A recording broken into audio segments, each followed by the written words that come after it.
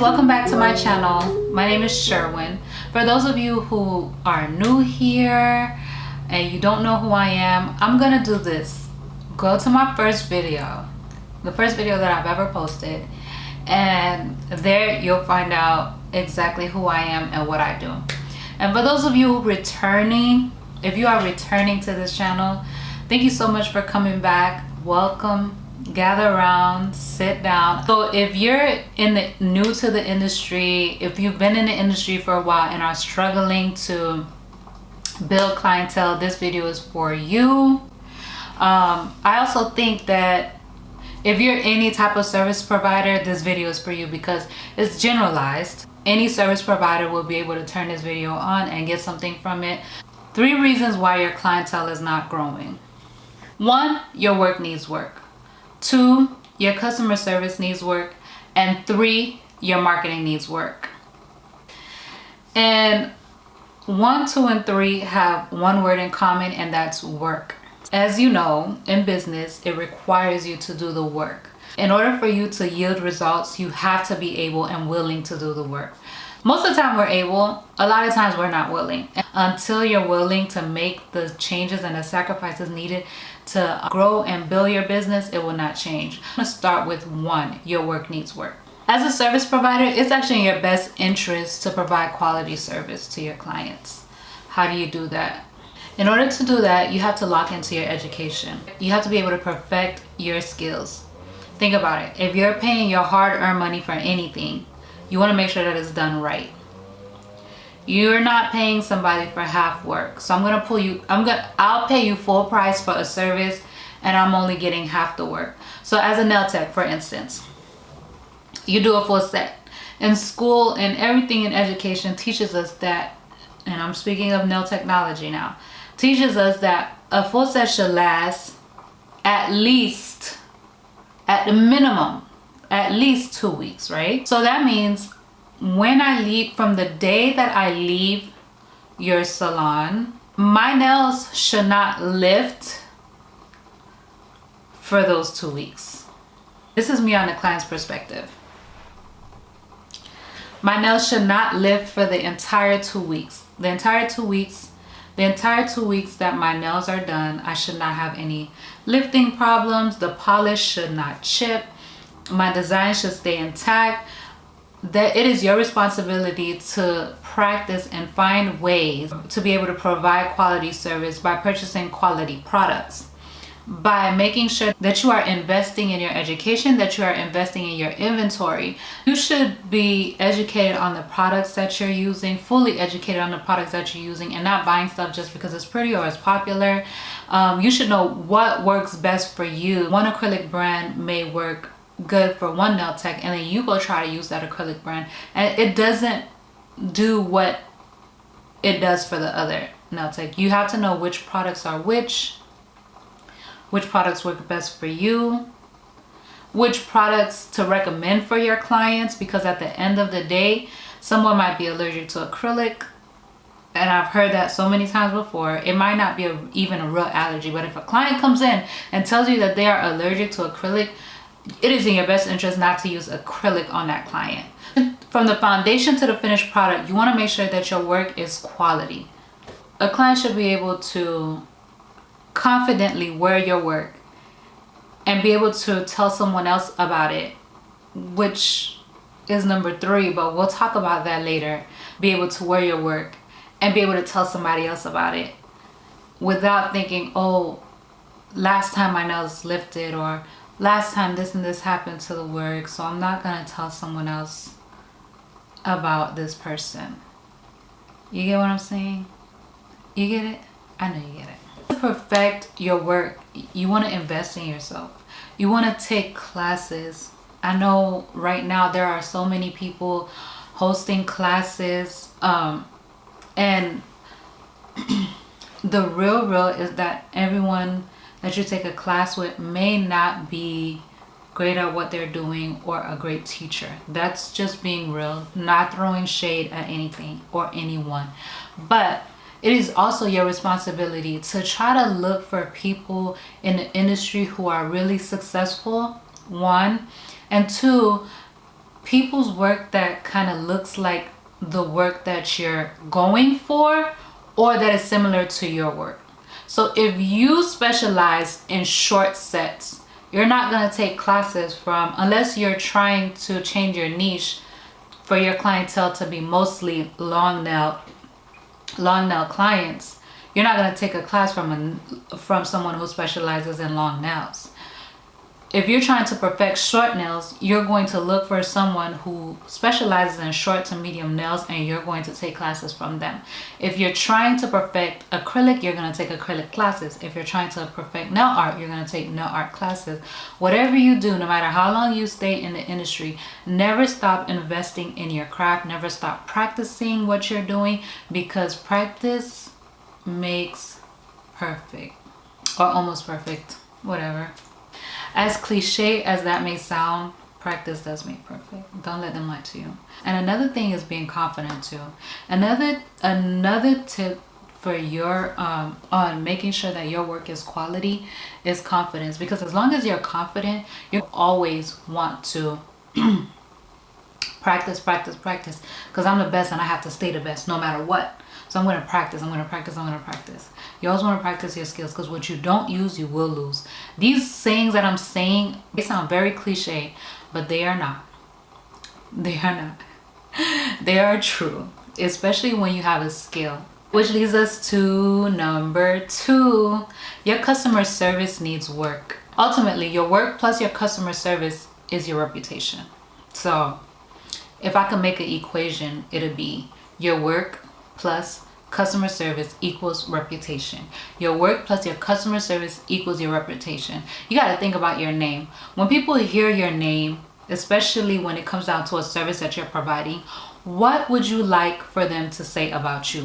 When you hear your name, do you want what follows to be something positive, or what follows to be something negative?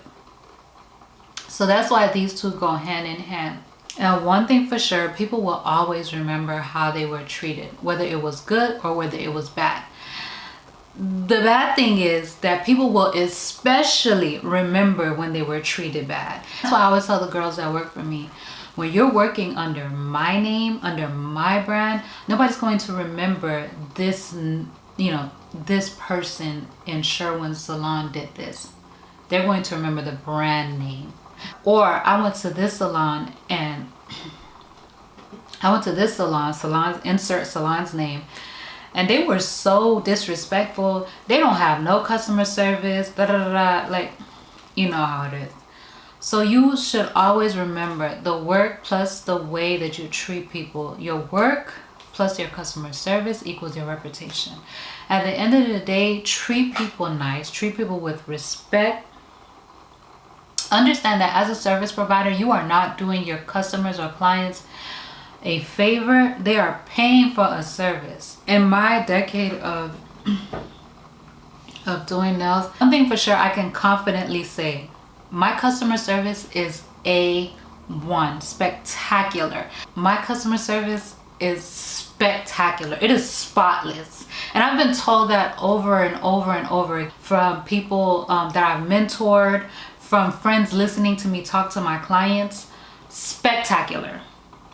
At the end of the day, I understand that these people have options. Just like we as service providers, we have options when it comes down to servicing as well.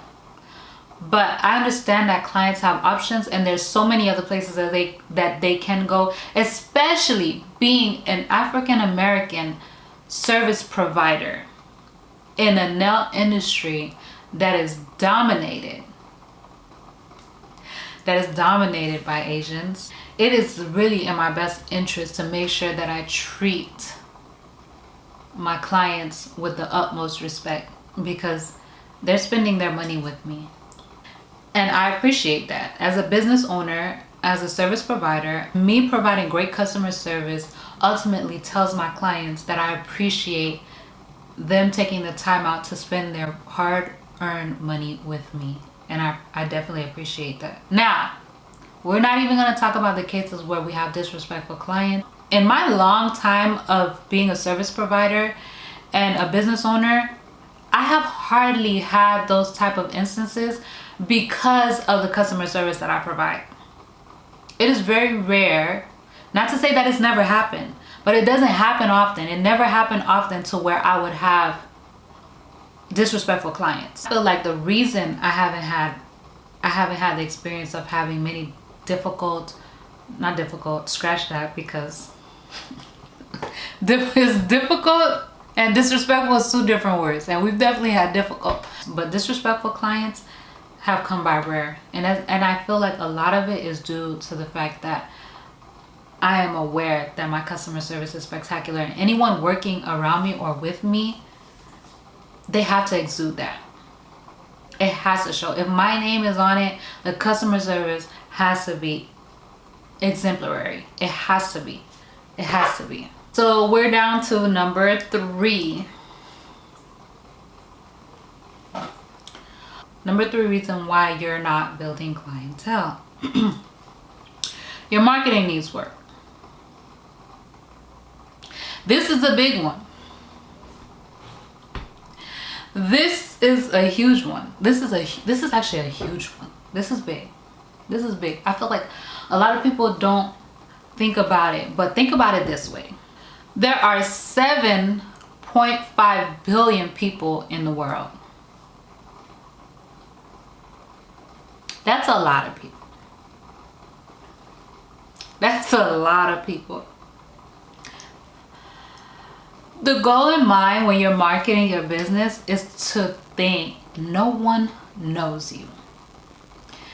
And we're not talking about the few friends that you have here, or probably the 2,000 or 30,000. I don't know where you are on your Instagram journey. As a service provider, if you have 30,000 followers, that does not equate to 30,000 clients that's going to sit in your chair. Because you have to remember, when we're dealing with social media, people are all over the place following you. Somebody can be in India, somebody can be in the Bahamas, somebody can be in, you might have locals, but you have to think about it. Unless you're selling a product that could be shipped, you're a service provider. So 30,000 followers does not equate to 30,000 clients as a service provider, which means you have to be willing to do the work to get your name out there. You're not building, it might be because 1, 2, or 3. You can't be scared to tell people about you, who you are, and what you do. Pick your niche, learn your market, and go after your clientele. Things that people think that are dead, that are very much still a thing. Flyers, business cards, very much still a thing. Very much still a thing. And I think that social media has us in a place where we think that all we have to do is post pictures and we build clientele. You have to be able to tell people who you are. You have to be confident in who you are, first of all. You have to be confident in the service that you're providing. That's why 1 + 2 = 3. I'm letting you know that now. And what I'm saying is because the number 1 thing that I said was your work needs work. That was 1. 2, I said your customer service needs work. That was 2. Which brings us to 3. 1 + 2 = 3. Your marketing needs work, because once you get your work down pat and you get your customer service down pat, now all you have to do is tell people about you and who you are and what you do. Like, you have amazing work and then you have spectacular customer service. I mean, now we just have to make sure people know that we're here. Now we have the task of making sure that no one misses us. And I'm not telling you to sleep on social media. You should actually get on social media. The reason why you should not sleep on social media is because social media is the number 1 free advertisement. With the other ones I told you, flyers, business cards, you will have to invest. You will have to pay for that. If you can't afford 10,000 flyers right away, do what you can. Start with 1,000. Start with 500. I don't know if print shops still print 500 flyers. But when I first started, it was something called Vistaprint. When I first started back then, and I don't know if people I don't know if people still use Vistaprint, but when I first started, my first flyers and business cards, I created them on Vistaprint. Okay, and I think back then Vistaprint was so cheap. It was like 500 flyers or 500 business cards for like $20. I don't think, maybe it is still a thing. Let me see.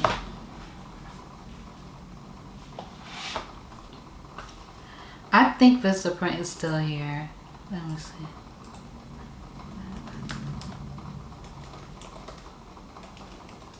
Yes, Vistaprint is still here. I don't know if the girls are still using Vistaprint, but back then I was using Vistaprint to print to get my business cards and my flyers and stuff. And guess what? As my clientele started to grow and I started to make the money, I started using a print shop. So it's like baby steps. Baby steps, baby steps. Just start slow. And I know right now, social media makes it a little bit harder, because I'm thinking about when I first started, social media, Instagram, I don't know about TikTok. I'm not a huge TikTok user. I'm on there, but I'm not a huge TikTok user. I know before, Instagram was not flooded with all these businesses. There was not a million nail techs, a million hairstylists, a million people doing the same thing. So it was a lot easier to get your stuff out there. Not to mention, when you posted something, people could see it the first day that it was posted and not 3 days later, because Instagram does that. Understand that it might be a little bit harder for people coming up now to build clientele on Instagram. I know a few of my clientele follow me on Instagram. Then we have business cards. What we used to do was, I would take my business cards and my flyers and I would go around my local beauty supplies. And I would ask the beauty supply owners, hey, can I post this flyer on your window? Or hey, can I leave these flyers here on, you know, like around the checkout? And a lot of them said yes. And that's how I started to build clientele. My first employees came from a flyer at a beauty supply when I opened up my salon. So don't sleep on that, because at the end of the day, it's the locals that will help you build your clientele. Don't sleep on business cards and flyers. That's called guerrilla marketing, for anyone who doesn't know. Nails is not my first business. So the previous business that I had with my husband, what we used to do was, we used to gather up all the kids, everybody in the car, and we would go to the parking lots and we would put flyers on the cars. We would literally flood the parking lot with flyers. That's how we got the word out there about that business. So don't sleep on guerrilla marketing. It is still a thing. And when you walk into a room and introduce yourself to someone and they ask you what you do, let them know what you do. And make sure you have a business card with you, because that's marketing. If you follow step 1 and step 2, your clientele can also be one of the biggest form of marketing. Till this day, word of mouth is one of the biggest forms of marketing there is. Why? Because let's just say I'm at Publix. All right, let's take my mani for instance. I'm at Publix and I'm checking out, and the cashier in front of me is like, oh my gosh, your nails are so cute. Who did them? And I'm like, I got it done at Ego Nails and Spa. My nail tech's name is da da da da. I just marketed the business. And what makes word of mouth so good, what makes it spectacular, is that the potential client got to see the actual product before they got to try it. They got to see the service that was provided. They got to see that the nails were really nice. They got to see the example of what the work looks like. As opposed to, like, if you go online now, everyone is filtering their work. There's filters on all The makeup artist got filters, the hairstylist got filters, the nail test got filters, because everything on social media is supposed to look good. It's supposed to be perfect. It's supposed to be perfected. But the person standing right in front of you, there's only so much lies you can give the person. That if the hair looks nice in person, the hair just looks nice. If the nails look nice in person, the nails just look nice. You can't lie about it. There's no lying about it. So that's why word of mouth is so good. If you did a good job, you did a good job. And that person has already had the experience and is telling somebody else about the experience. That's why it is so important to have good work and treat your customers really good. Perfect your customer service, perfect your skills, because ultimately that's your reputation and that's how you're going to build your clientele. And that person will have nothing but good things to say about you and your work. Because one thing that could happen is, oh, her work is nice, but her attitude is, that other person might not have time to deal with stink attitude. You get what I'm saying? Alright guys, so that brings me to the end of this video. Let me know if you like the 3 tips that I gave you on building clientele. There's so much more when it comes down to building clientele, but I just wanted to take these 3, which are basic and generalized. But if there's more that you want to see, please let me know by either commenting below or emailing me at info@sherwinhorror.com. Go ahead and subscribe to my channel. Tell somebody else about this channel, because we don't gatekeep around here. Y'all already know that. And I'll see you next time. Bye.